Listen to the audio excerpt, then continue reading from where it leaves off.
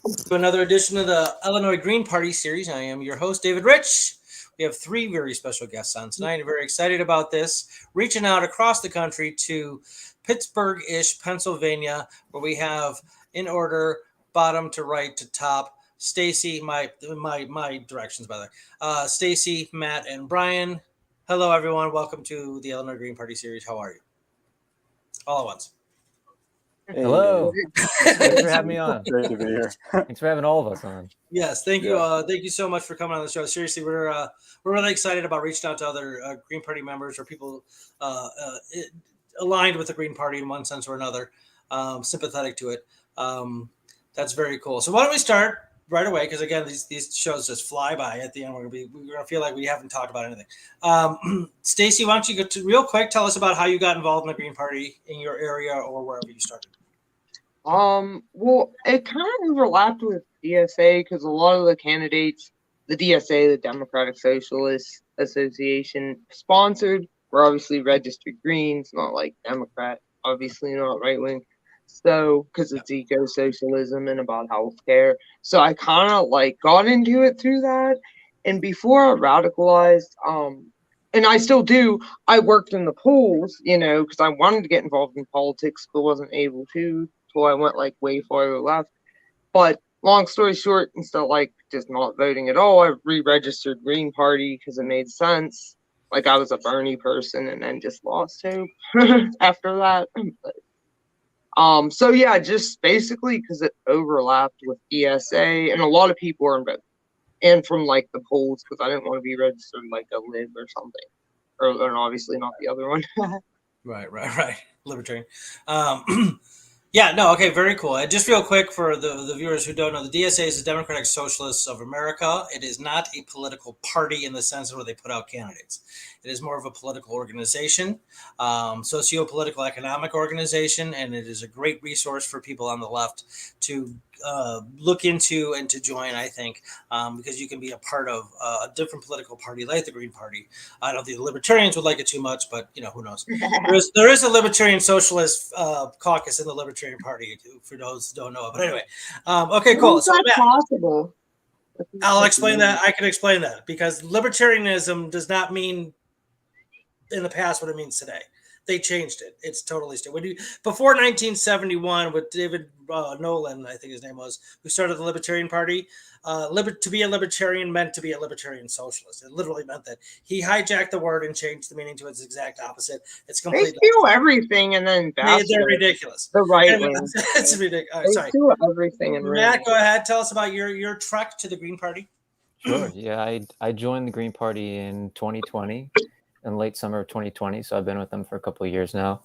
They were introduced to me by one of my best friends from college, who's still a very good friend of mine, who met a lot of them locally in Pittsburgh through the Black Lives Matter protests and marches that were happening in Pittsburgh. Yeah. So the Green Party was really actively involved in that. And I guess he just started chatting up with them while they were marching and got to know them and got involved with them through that. And several times when I met him, he kept plugging the Green Party, and eventually it clicked and I got involved. I got in contact with them and started showing up to actions that we were involved in. And from there on, it just grew. No pun intended. Yeah. Green, Anyway, and you're the chair of the Allegheny Green Party, is that correct? Yeah, I'm the chair. So we have democratically elected officer positions every year. They're all 1-year terms. So I started my term in January or early February, and I continue that to the end of the year until we have our next election. So I'm already halfway through. It's kind of hard to believe, but wow, halfway through your first term. That's pretty hardcore stuff. Well, good for you. That's very cool. All right, and Brian Knuckles. By the way, it's Stacy Victoria, Matt Nemeth, and Brian Knuckles. I didn't say your last names before. Is not an official member of the Green Party, but is very sympathetic towards it and is aligned with it. You definitely you interact with it, right? That's right. Okay, so maybe I could just give a quick sketch of my political history. It's great to be with comrades here and everyone listening in the Green Party and other affiliated folk and comrades. So thanks for having me, David. Thank you. And so, I grew up in Pittsburgh. So for folks watching, Pittsburgh is a union town, blue collar town, heavily Democrat. And I grew up in that milieu. My political history has been as a millennial, I'm 30 years old, watching the progression of the Democratic Party, I was radicalized in the Iraq War. Not the big political events of my life have been 9/11, the Wall Street crash, and now COVID-19 and Black Lives Matter. I got involved in DSA during Democratic Socialists of America and the 2020 movement to defund the police in Pittsburgh. And I got involved with the Green Party in Pittsburgh. I was on the nominating committee that ended up endorsing Connor Mulvaney, who ran against a far-right city council person who blocks our efforts to defund the police. And definitely talk about my theory of electoral politics. Electoralism is, I identify as a Marxist, so this is a big part of my the tactics I like to work through. So, and in Pittsburgh, the material conditions in Pittsburgh, the green being able to run on the green party line is really critical, in my view. And I'm not speaking for all of DSA in Pittsburgh, of course, but in my view and in our tendency, we would agree with that. So that's a little bit about me, and looking forward to dialoguing with you all. Yeah, all right, great, thank you. Stacy, what kind of things do you do in the Green Party as a member, like in your area?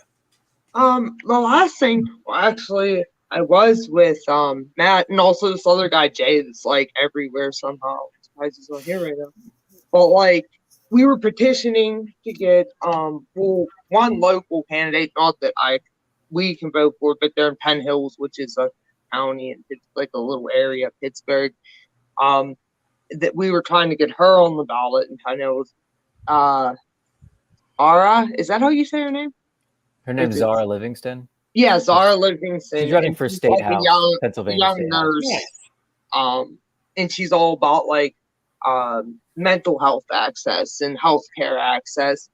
And we also, with that banning fracking, I think I was down at the courthouse and someone spoke about that. I just came down with them because they will have rallies at the courthouse, and some people like will come up and make a comment. And of course, they moved it to the very back, and it used to be in the front just to like mess with us because there was like a lot of environmental people there. And part of it was about like getting rid of plastic silverware and plastic bags, which they have for the most part. There was still a little bit left in Pittsburgh, but like the last to get rid of them out of it.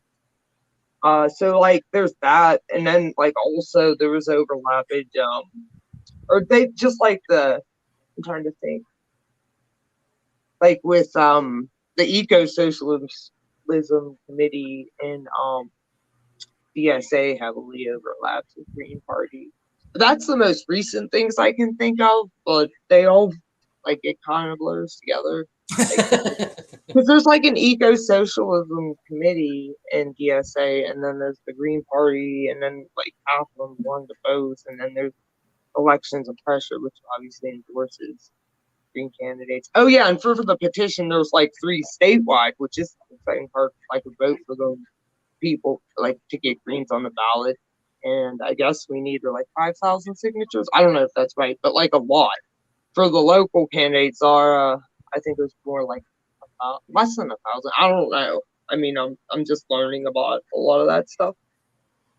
Yeah, all that stuff is rigged against the third parties, whether it be Libertarian, Green Party, Constitution, doesn't matter. The Democrat, Republican candidates, definitely in Illinois, and I'm assuming all over the place, need far less signatures than the third party. And plus, the right on top of all that closes voting boxes, and they're against everybody in gerrymander shit. I was just reading about there's all sorts of things. All right, Matt, tell us more about like what your duties are as the chair of the Allegheny Green Party, and maybe talk a little bit about some of the candidates you guys got going for this year and maybe next year. Sure. Yeah. So the chair position is not like in a lot of other organizations and parties where it is a position of executive power so much as it is more of a managerial role. Sure. We have within the Green Party, you're probably aware, David, but it's more of a lateral power structure where, you know, the locals have the power, the states provide support. It's sort of like that within the local party as well. We have active members and we encourage them to lead campaigns and to run for office, to get active in their local communities. And the officers' role are to provide them with the framework and the power and the education to do those things. So as the chair, I well, one duty, like some specific duties, are I prepare for our General Assembly meetings every month with the Green Party of Allegheny County. I'm also in charge of making sure our executive committee meetings happen every month and that we have an agenda for that as well. But on top of that, in sort of a more abstract role, is like I make sure everybody's on task. So the different officer positions, whether it be neighborhoods working group, the action working group, the media communicator, I make sure that, you know, the duties they're, you know, they're like, make sure things are done on time and that things are happening. Basically, I oversee the things that are happening and help people when they need it. That's very cool. Couple candidates that you got going on? Yeah, so this is a pretty good year. I'm pretty confident about what we have. We have a governor, a lieutenant governor, and a U.S. senator candidate. Wow. And like Stacy said, we're working on gathering petitions statewide for them. We have until the beginning of August to collect 5,000 signatures, but we're shooting for 8,000 is the goal, to discourage the Democratic Party from challenging us. So the more you get, we basically bake into our strategy to get sometimes twice the amount of signatures that we need, just to discourage those challenges. What happened? You got like 100 that day out or something, more, maybe more. Me and Jay. That's yeah. But we, like Stacy said, we have two state endorsed state representatives running for state assembly in the state house, and those are both in Allegheny County right now. There might be some more elsewhere in Pennsylvania that will endorse coming up, but right now we have Jay Ting Walker, who we were gathering petitions with at Memorial Day parade, like Stacy said not too long ago, and he is running within the city, a district within the city of Pittsburgh. And Zara Livingston, who we mentioned, is running in a municipality right outside the city of Pittsburgh. So it's its own town, and it has its own council and stuff like that. But it borders the city of Pittsburgh, so it's in the same region. Okay, very cool. That's exciting. That's cool to hear. Okay, Brian, who is not again officially a member of the Green Party, but is sympathetic towards it and is interactive with it, and is a member of the DSA, again, the Democratic Socialists of America. Kind of just talk to us about what you do politically. How's that? Yeah, sure. So I would identify as a socialist activist. Some of the things that I'm active in right now is kind of most salient for me are two kind of local campaigns in Pittsburgh and Allegheny County. One is a budget justice campaign. I'm very active in funding the police measures and developing a people's budget. So there's a lot of mobilization and advocacy that's going into that, and organizing around, defunding the police, creating community-based resources that are abolitionist in nature, and then working closely with the Greens in Pittsburgh, in Allegheny County Council to, I think we're all in historical times in here, facing imminent climate catastrophe. Yeah. And we're, one of the sources, the ways we can wield our power in Allegheny County is, Allegheny County has $1 billion budget. We have fracking in our public parks. Oh. And so we can send, yeah, exactly. It's more offensive. And so I would say those two campaigns right now are taking up a lot of my time and headspace. The People's Budget in Pittsburgh and defund the police, and mobilizing against horrible climate policies in our county, which is quite a big has quite a big budget. And that's what I've been really active in recently, David. That's very cool. That's awesome. I would just like to write. Go ahead. Sorry. Please. If there's time, I would love to discuss with comrades here about the ballot access issue. Absolutely. We talked about that on this show many times, so go ahead. Well, I mean, I'll just raise this thing of like looking back into history. I was just reading, it's 2022, so we're 100 years, 110 years after a really famous Socialist Party of America political program that was passed. And I think one of the things reading that, some of these wins have happened, but what hasn't happened is a lot of when it comes to the mining programs, the things we need for democracy. And it's something I'm, trying to discuss with comrades, that we really need to put this into the discourse, that our Constitution in the United States makes it extremely difficult to make changes. The Senate, the Supreme Court are extremely reactionary institutions, and there's not a lot of talk about something like a second United States Republic. And this is like the kind of demand that I think leftists could come together on, and then like in other countries that we see around the world, international comrades, you have green parties, feminist parties running in a parliamentary system, and winning power that way. And I think this is something that could unite the left, is demands for democracy, especially things like abolishing the Supreme Court, abolishing the Senate, calling a constitutional convention. And these are, when I'm talking about the kind of electoral politics, these are the kind of things I'm thinking about. I think because the amount of energy and capacity that our Green Party comrades are putting into this, it's atrocious. Double the signatures you needed is just one, corruption.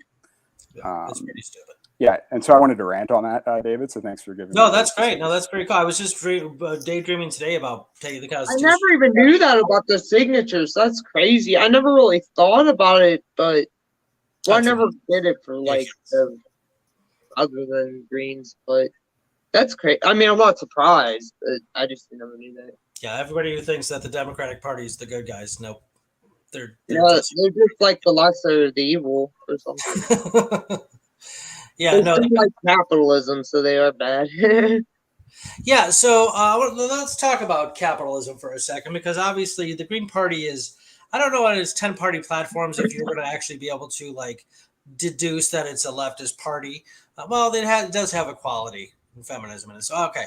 But so I've met some Green Party members, very few, that would claim to be capitalists, and that's fine. I mean, it's not fine, but a lot of others do not. Others claim to be anti-capitalist. Stacy, go ahead with your just opine to us about your anti-capitalism. Well, I'm definitely anti-capitalist, and I don't know how people can be in the Green Party, because like we would have free energy if we didn't have capitalism. Tesla discovered it first of all. So our Earth is dying.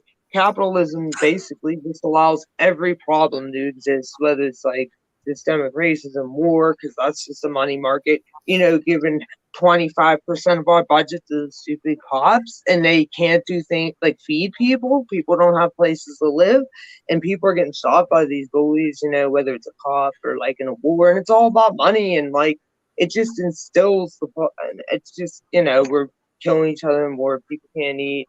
The global warming, I mean, why are we fracking? We should have free energy. But yeah, I mean, like, I just hate capitalism for some reason. As do I. And I have a philosophy degree and studied some economic theory and stuff like that. And just, capitalism is just, it's just stupid. I don't even understand it. Like, I don't even understand why you would advocate for it. Like, it's completely irrational nonsense. Brian Hayes is on here, says, what a do. Do you guys see the comment section over there? Oh, I was unaware there was a comment section. Yeah, there's a comment section should be on your right. I see it now. Okay. And there's some weirdo posting some stuff. Ignore that. But now Brian Hayes says, what to do. Do you know who that is? No? Okay. Did you want to try to interpret the question? I'm not sure what he's What asking. to I'm do could be an interpreting it as- abbreviation. What to do as far as like anti-capitalism? Okay, I don't know. Matt, do you want to take that one? Like how to fight it, or Sure. oh my goodness. So Well, I mean, actually, that's kind of an interesting point. Maybe we can narrow this down a bit better so you're not swimming around in all sorts of disparate ideas. Capitalism by definition is an economic system. And one of I think there are several false narratives going on in this country. One of them I referred to earlier about like what actually is a libertarian.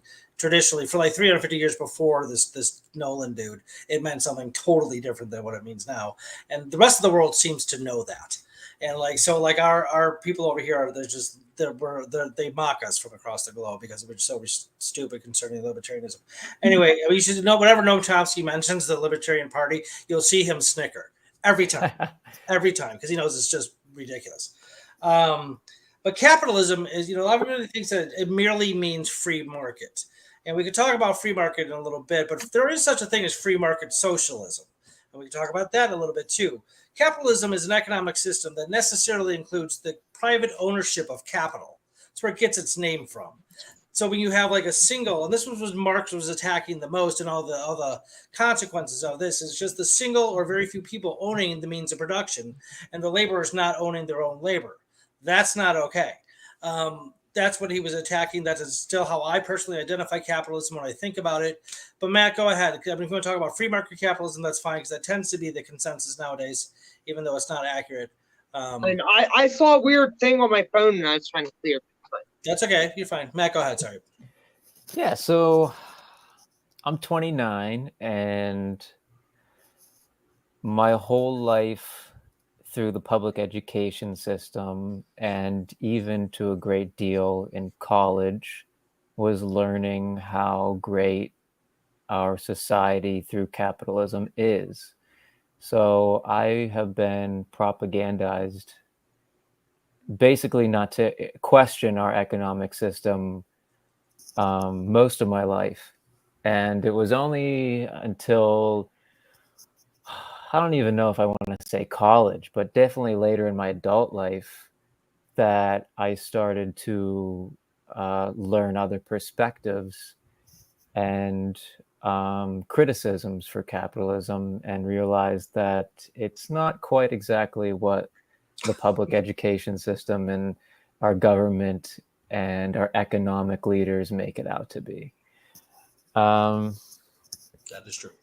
Yeah. So, yeah, I agree with a lot of what you said already, David, and I don't have a degree in philosophy or economics. So I'm not going to go into details or anything. There are experts who can do that. But I've learned that capitalism inherently leads to extreme inequities. I mean, just take a look at how we have multi-billionaires, obscene amounts of wealth compared to people who have next to nothing in what is, together, the richest country in the world. But most of that wealth is locked up within a few people who hoard it all. Like almost literally a few people. Yep. Yeah. Like it's ridiculous, the disparity between incomes, and like the top 1% has like 50% of the wealth or something like that. Like, it's unbelievable. Yeah, and if you want to talk about it in terms, I think the best argument against capitalism for the average American is democracy, because it's inherently anti-democratic. Yes, it is. People are taught to love democracy like crazy in America, but only in the political sphere, which it kind of doesn't really exist in America. They're just taught to believe it does. No, it's not. I mean, but not in the workplace, not in the economy. We don't have democracy at all in the workplace unless you're part of a co-op or a worker-owned business, which very, very, very, very few people in this country are. Very, very, very. You don't have any say over the labor, the things you create. You have no say in the workplace. Unless you have a union, then you have a little bit of say. Then you have a little bit of power. But the whole reason unions are even needed in this country is because we have capitalism, and the people who own the means of production, decide everything and that leads to us not getting what we need or what we deserve to live. Right. Yeah, no, exactly. I mean, it does not provide for everybody like a just and fair, legitimate economic system should. Okay, when you start, I'm not even like a big fan of the class analysis that Marx advocated for. I think you can get to all of his conclusions just by understanding basic morality, and that you just don't treat people like that. Okay, but okay, we can talk about that later. Okay, Brian, you want to chime in? Yeah, I mean, actually, that last part's a great segue. Really cool to hear Stacy and Matt talk. But so when I think of capitalism, I do think of Marx, the Communist Manifesto, and I might get this. I hope someone will fact check me, but it's all fixed, fast, frozen relations dissolve and are swept away. It's something like this, and all new formed ones become antiquated before they can ossify. Which is referencing this quote. To describe like something I experience in a contemporary way is like the capitalism is also social. One of the things that has happened is the kind of commercialization or industrialization of life, of social relations, and that's uncomfortable and difficult, especially at this degraded stage that we live in. I think one of the debates I like to have, and I think it's important for the left, especially Marxists and socialists, to challenge a right-wing theory called the Great Enrichment. And so there's an idea that wealth and GDP growth are directly correlated with quality of life or something like this. And I think if we actually tap into the lived experience of a dying world, we see that there's something different. So my first point about capitalism is the social aspect. And then I think this connects with what you say, David, about the economic aspect. I think I do feel very connected to the workers' movement. I look back to 1917. And then, of course, the civil rights movement and the things that have happened in America. So I do look to these to a class analysis. But I also think that a point to look at now is this idea of profit. And so that's my challenge to capitalism is the morality of profit. And if we like Matt was alluding to, we just accept this as an idea that someone who doesn't do any work. Because of some piece of paper or their history as building quote unquote wealth off the backs of slaves and disenfranchised people, that they get to just keep a piece of the money. I mean, it's actually, if you lay it out in that level, I think it is immoral. And most people, when you really get to a discussion and can have a visionary horizon, of course, I do think that we need. I'm a big fan of co-ops, but I mean, co-ops within capitalism, it's just progressive capitalism, which I would critique. But co-ops are great, of course. I want to support co-ops, but yeah. So I guess those would be my 2 points, David. Is this idea of the social aspect of capitalism and making sure we're critiquing that, and then also the looking at profit and challenging profit as an idea. Or something that's acceptable to people. Yeah, I'm assuming you've heard of Richard Wolff, the current Marxist economist in America. He teaches somewhere out east. I don't remember where. Somewhere by you guys. He's a sufficiently high-profile economist who self-identifies as a Marxist economist. And he gets in there and he has debates with people and just shuts them all down because his economic ideas are simply better. And he's a big deal. And if you haven't heard of him, or viewers, if you haven't heard of him, please check him out. Richard Wolff, I think it's WOLFF, just economist, and he'll come up. And he's. I try to get him on the show, but he's a little. Ever since he coupled with Noam Chomsky, he's like a big deal. So we'll see if I can try again or something. Okay, Stacy, talk about some of because there's a question I wanted to give over to Matt in a second here, but I want to keep the order going because I lose order, it's over. Stacy, you talked about petitioning before. I mean, what kind of candidates did you petition for, and what are they about? If you want to comment. It was just the same ones like Matt was talking about. We had Zara Livingston in the Penn Hills, and she was for access to healthcare, especially access to mental health. That was like her big thing because she's a nurse. And then we had the 3 statewide candidates. I mean, that was the only one I had done that I can remember. I don't think I did any last year. I did more campaigning last year with the DSA for like Anita Pritzio and Jacob Klinger Oh, okay, right on. and those types of. I think it was Connor Munlevy, and there's one other guy, but I don't think Xander something. And only Xander and Anita Pritzio won. The other 2 guys were like younger, but yeah, like I did campaigning for them, but that was like a year ago when I first joined the DSA, and I believe they were registered Greens. Yeah, they are. Yeah, they all are, of course, there. But like, I mean, I just would talk to people about that and like what they were for, like public parks and like the environment, obviously healthcare unions. I can't remember the exact script, but it was basically a Green New Deal, that sort of thing, like the social green platform. Right. Okay, very cool. Matt, there's an Albert Shaw on here on comment section. Hello, Mr. Shaw. He's a frequent viewer. He's asking, are the Pennsylvania Green candidates up for election first timers, or have they run campaigns before? It's a mixture, actually. Okay. Sure. Our governor candidate, Christina DiGiulio, is running for public office for the first time, and she is a anti-fracking activist.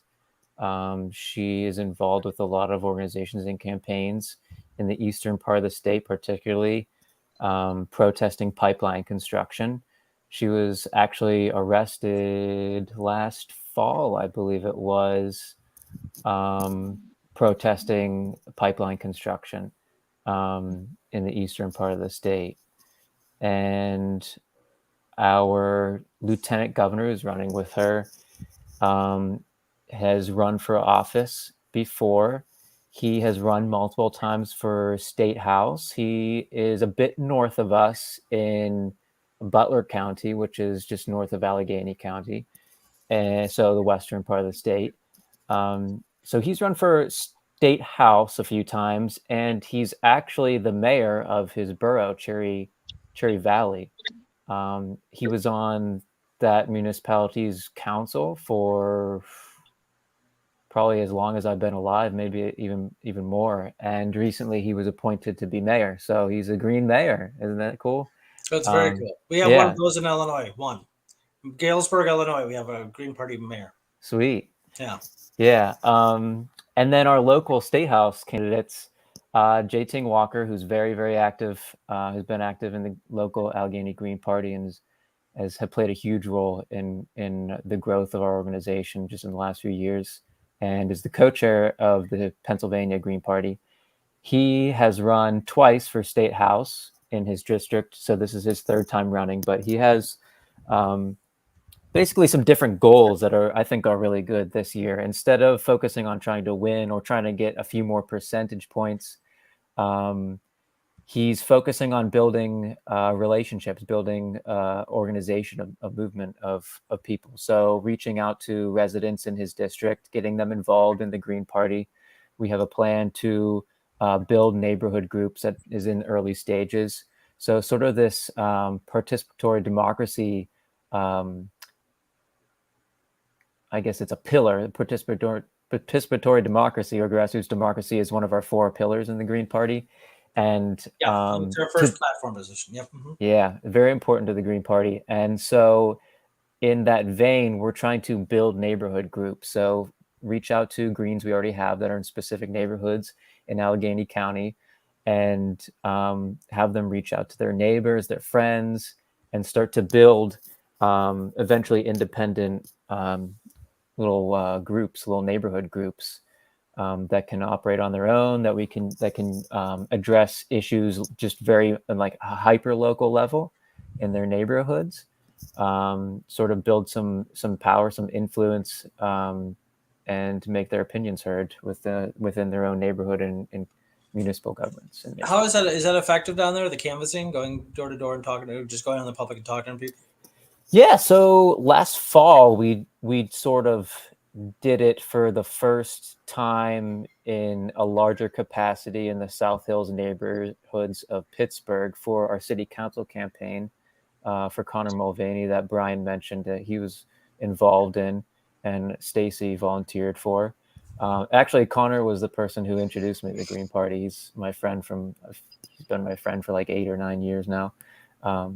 We went to college together, but for that campaign, we did something that no one in the area had really done, at least not in many, many years. And that is we asked people what their opinions were. We went door to door and we had a survey that we used that we actually got from the Green Party of England and Wales, our friends over across the pond. They do surveys over there for their residents in their hamlets or their towns or whatever. And Hobbit time. yeah. But yeah, they do a lot of really good community organizing in England, and so we asked for them for a little bit of help, and they sent us a survey that they used, and I reworked it and made it make sense for Pittsburgh area. And we went door to door. We told people about our campaign. We introduced them to the Green Party for the very first time. We gave them the survey. And it helped inform our campaign and helped inform our messaging. People just really appreciated being asked what their opinions were, what was important to them, because that typically is not how politicians run their campaigns. A lot of times, like the person we were running against are old school. They just send out mailers. And you may see them, you may not. And if you do see them, you don't see them again until it's election time again next time. Right. So we were trying to really change that. And we got a lot of people on our side. We only introduced ourselves basically the summer before the election. And that fall, we got a third of the entire vote. Oh, great. Wow, that's great. Yeah, so we're looking to continue to build that movement with neighborhood groups, the South Hills Greens, which would include those neighborhoods. But yeah, so it's, we're in the early stages. A lot of the really active people within our Green Party just joined in the last few years, just joined since probably 2018. A lot of people joined in 2020 during the Black Lives Matter movement, the pandemic. A lot of people were really fed up with the establishment government and economic leaders, institutions that have been failing us forever. And a lot of things are the final straw over the last few years. So a lot of people from the Bernie Sanders movement joined the Green Party and are active with us now. So a lot of us are in our 20s or 30s, Really? and we're learning to do things for the first time, a lot of things.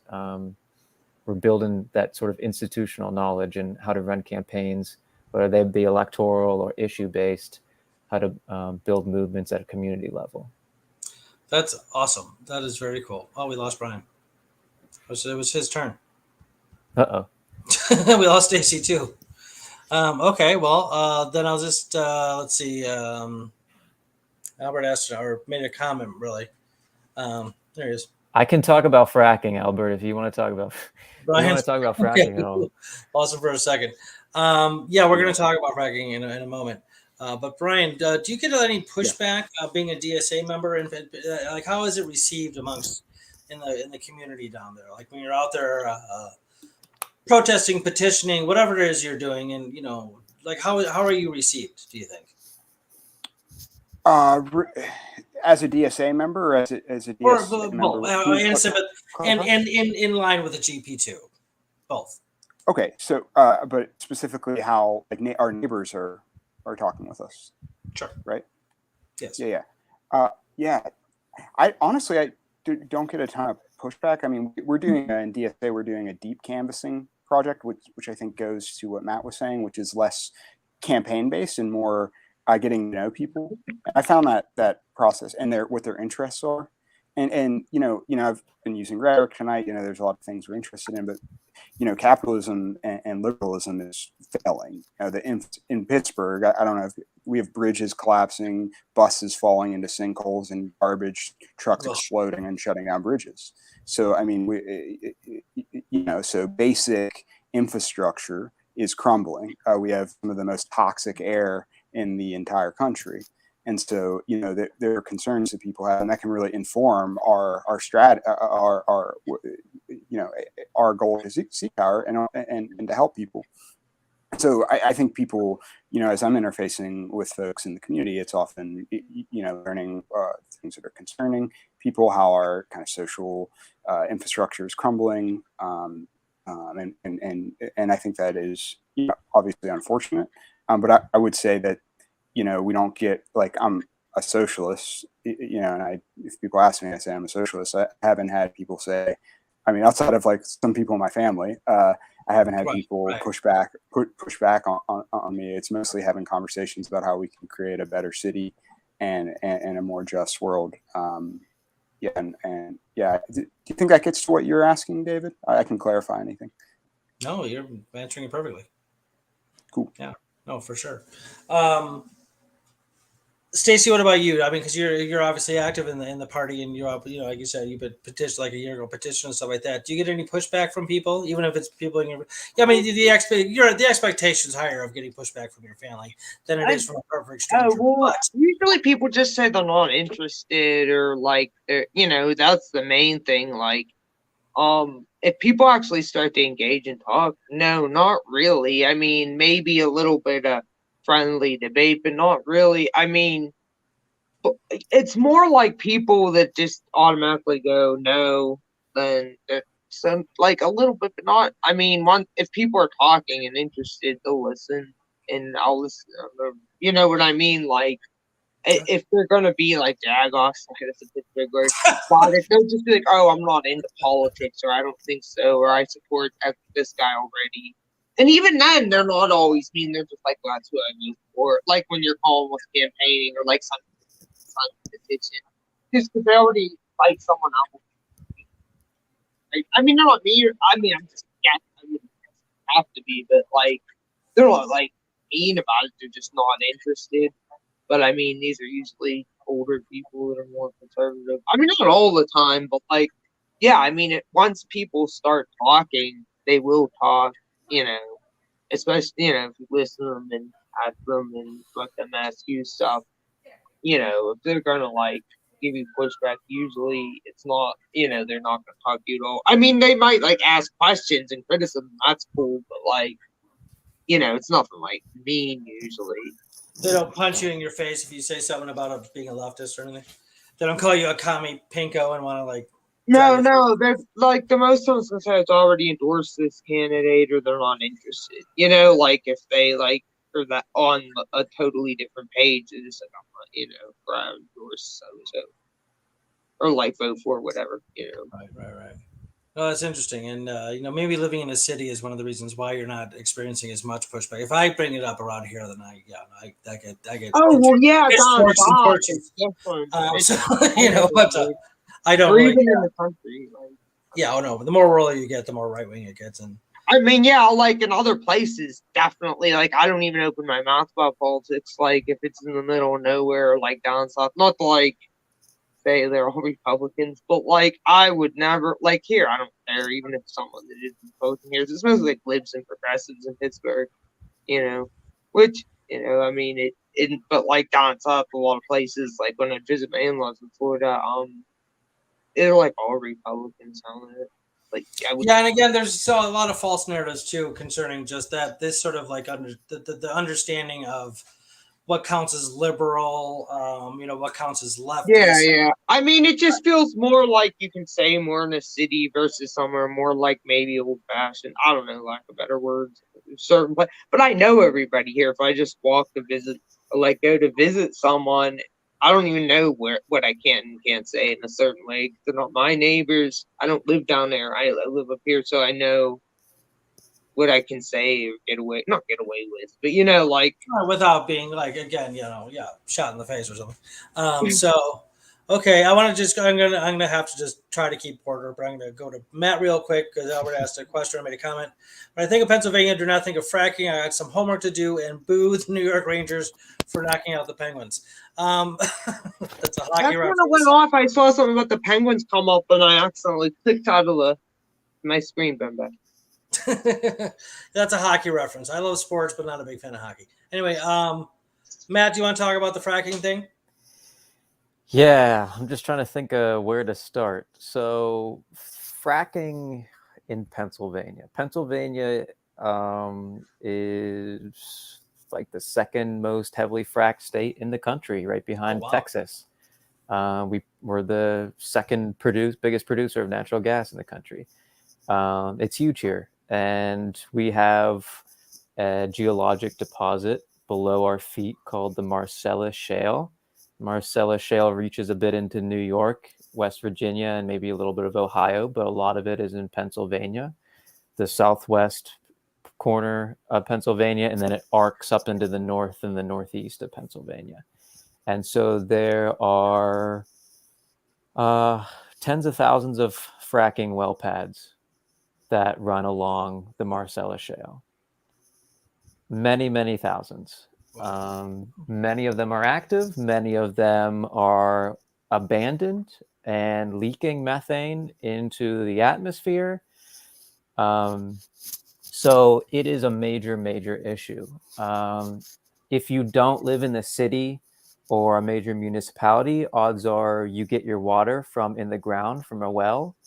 And if you have fracking nearby, you are in very dire danger of having your well water impacted by fracking and polluted with chemicals and radioactivity. Something I didn't know about until I joined the Green Party and I looked into fracking and learned a lot more about it is that the process of fracking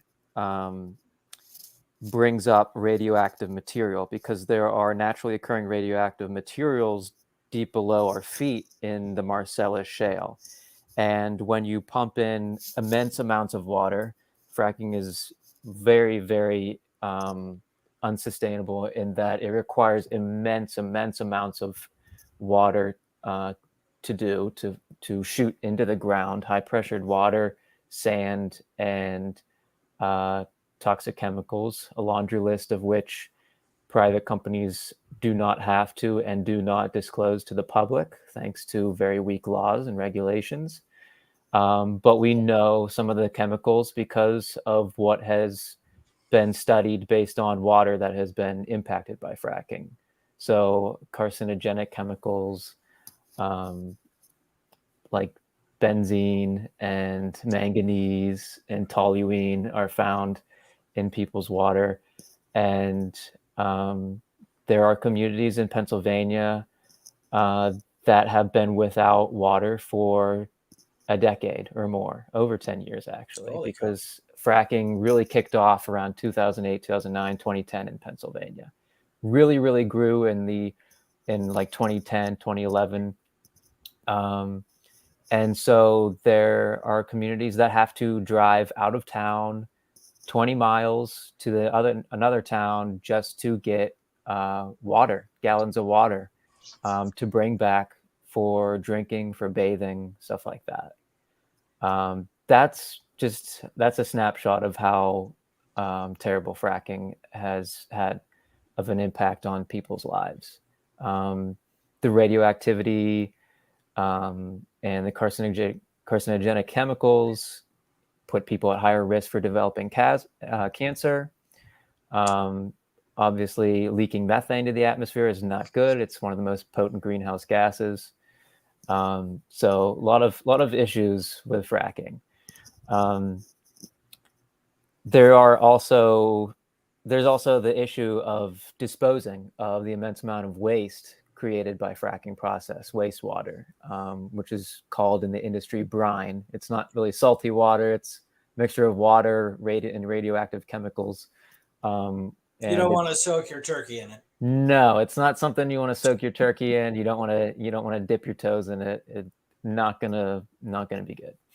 But that's something that has to be placed somewhere. So in the past, that has gone into our waterways. It has gone into injection wells in the ground, which is basically a landfill of radioactive toxic chemicals. And if it's not in this state, then it's being shipped out of state to someone else's backyard to be injected down into. And then there's also a horrifying thing of spreading that radioactive water over roads, which has occurred. And there's also talk about transporting liquefied natural gas by boat, by barge over our rivers, awesome. which, the threats never end, basically. That's true. But something that has sort of changed this a bit in the wrong direction is the war in Ukraine, which is being exploited by fossil fuel corporations and the government as an opportunity to keep fracking and to frack more to make us energy independent. But a lot of what we are fracking is going to end up turned into liquefied natural gas, or LNG, and then shipped to Europe. So a lot of countries in Europe have divested from getting their natural gas from Russia since the war started, and fossil fuel corporations are using that as an opportunity to export fracking natural gas from America to those companies. So they're trying to profit off of the war in Ukraine, which is very, very unethical, to put it lightly. Oh, it's pure evil. Yeah. There's no doubt. Okay, so unfortunately, like I said, we're almost at the end of the show here. Yeah, I'm sorry if I went too long. No, that's absolutely great. No, but if I could just say it very Please. quickly, at the local level, we are fighting fracking by trying to get it banned. Our first step is to get it banned in our county parks in Allegheny County. There is fracking going on right on the border of Round Hill Park and in West Deer Park. And there are proposals to frack under Round Hill Park in the southern part of our county. So it's really important. There's a bill right now that exists, and we're trying to get it pushed through to get it passed. And then the fight after that will continue to get removed from our parks, the existing infrastructure from our parks and around our parks, and hopefully to ban it countywide and statewide. Well, I hope you are successful, because it is just unbelievable. Okay, Stacy, would you like to give us your last words? I mean, I mean your actual last words. Just like in general. Just like anything you'd like to plug or anything like that? What? Any events or anything you want to plug, or any people or anything? Not really. I mean, I'm just involved in a bunch of stuff. I do make stickers on Facebook, but that's just kind of a hobby. But probably like, other than that, like, I mean, I just send them to people. Sometimes people give me money for them, but I just would send them to anyone because I think that's funny. You have cool posts for sure. I was about to ask you to wear your hat today. I forgot. I use them for like fundraising for stuff too, but a lot of times I just give them to comrades because they're funny, and it's funny to think of like people sticking them in places that'll piss people off, like down south. Send them like a bunch of fun. Yeah, I have. You know what I mean, like, but absolutely, it's fun. You know, it's cheap and people like it. It just makes me laugh. I make fun memes, but that's not really a plug. But yeah, I'm mainly just involved in a bunch of groups. I don't really manage them. Like, I'm not organizing any activity anymore. I'm like tagging a bunch of things. I envy that. I mean, well, I do a little bit with the I do with CPUSA's social media with like events and people's worlds articles, but it's tiny and it's not like the same as like managing a DSA committee or something.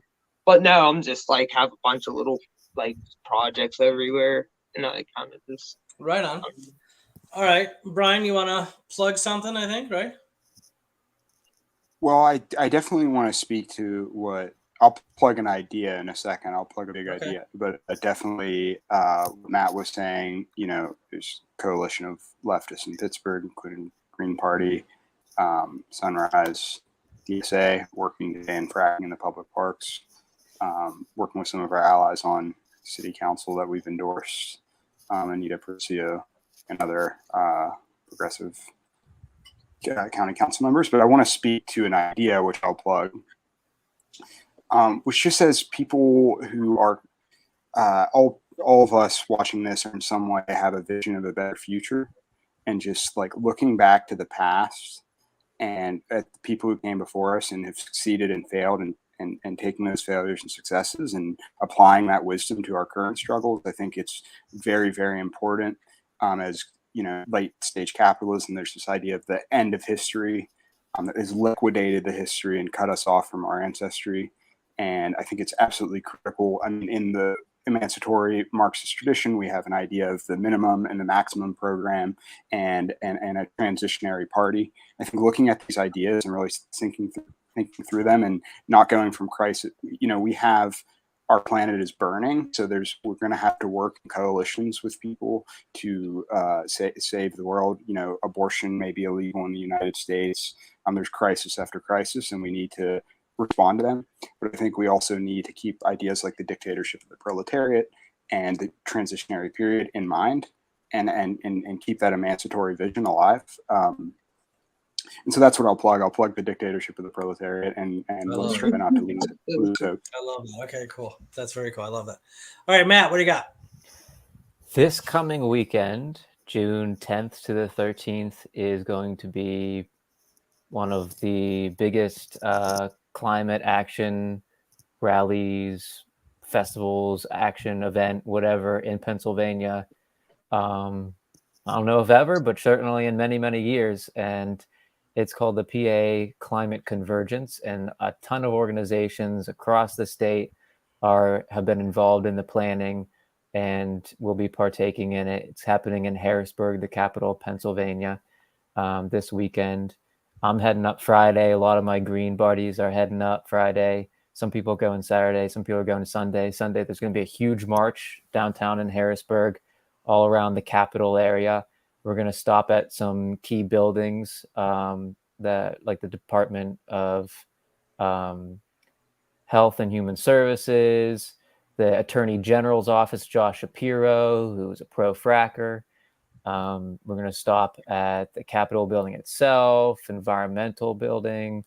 I'm not sure if we're stopping at the EPA, but we're going to stop at several places on our route and have some speeches, and we're going to make a lot of noise, and we're going to tell them that we want fracking to end, and we're going to demand some change. But it's going to be, I'm hoping it's going to be a really empowering event and experience, and I'm really looking forward to that weekend. So if anybody's in the area around Pennsylvania or in Pennsylvania, check out the Pennsylvania Climate Convergence that's happening this weekend.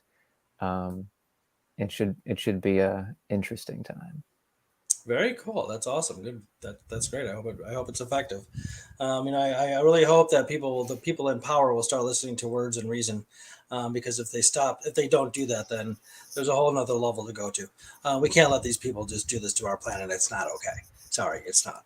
Anyway, thank you everybody for tuning into the Illinois Green Party. I'm your host, David Rich, with Stacy, Brian, and Matt from the Allegheny Green Party, or more generally, the Pittsburgh Green Party. Thank you all for coming on the show. It was fantastic talking to you all. We're going to have you back on because there's 1,000 more things to talk about. We didn't even get into policing. Brian, you brought it up a couple of times, and that's my expertise. I've spent hours a week for years studying policing in America. Man, there are things that people need to know. They really need to know. Anyway, okay, you all take care. Till next time, everybody, be good, be green. Thanks, David. Thank you. Yeah. It's called